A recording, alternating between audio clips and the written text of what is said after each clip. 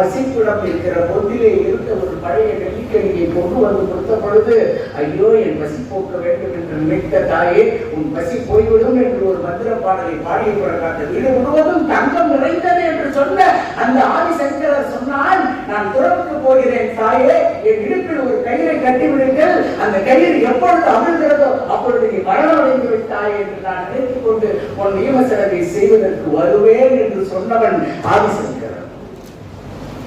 ஏன் 2 பேரையும் சொல்லுறீங்களா? காமராஜர் முதலமைச்சராக இருக்கிறாரு. காமராஜர் முதலமைச்சராக இருக்கும் பொழுது அவங்க அம்மா வயசு பார்த்துட்டீங்க, வயதானவங்க. பாத்ரூம் கட்டணுங்க, கழிவறை கட்டுறதுக்கு ஒரு இடம் கிடைச்சது. அந்த இடம் 3000 ரூபாய்.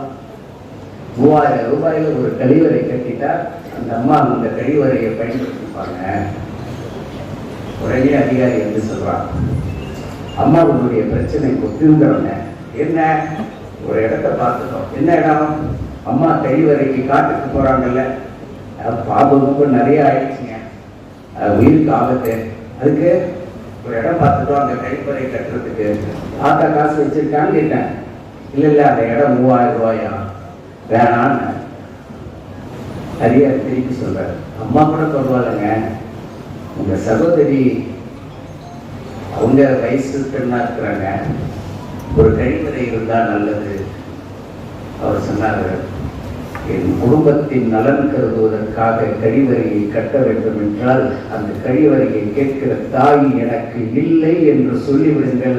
என் தாய்க்கு நான் பிள்ளையாக இல்லை, என் தாய் எனக்கு சாபப்படட்டும் என்று சொல்லிவிட்டு பட்டினத்தாரும் ஆதிசங்கரரும் செய்யாத ஒரு துறவு நிலையை மேற்கொண்டு, தாயும் வேண்டாம், நான் இந்த தமிழ்நாட்டிற்கு தாயாக இருக்கிறேன் என்று சொன்ன உலக தலைவர்களின் ஒரே ஒரு தலைவரை உங்கள் பாடப்புத்தகத்தில் நீங்கள் கண்டுபிடித்து விட்டால், உங்கள் வாழ்க்கையிலே நீங்கள் கண்டுபிடித்து விட்டால், உங்கள் தாய் தந்தையர் அப்படி ஒருவரை அடையாளம் காட்டிவிட்டால், உங்களுடைய ஆசிரியர் பெருமக்கள் அப்படி ஒருவரை அடையாளம் காட்டிவிட்டால், காமராஜர் பிறந்தநாளை நம்ம கொண்டாடுவதை எடுத்துக்கிறோம்.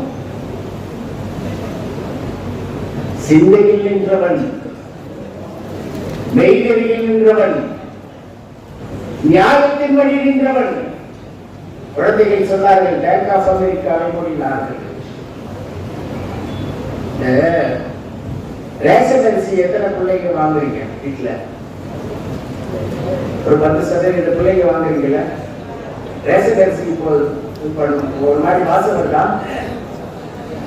நான் சொல்லுகிறேன், கேளுங்க, ஒரு வாழ்க்கை எப்படி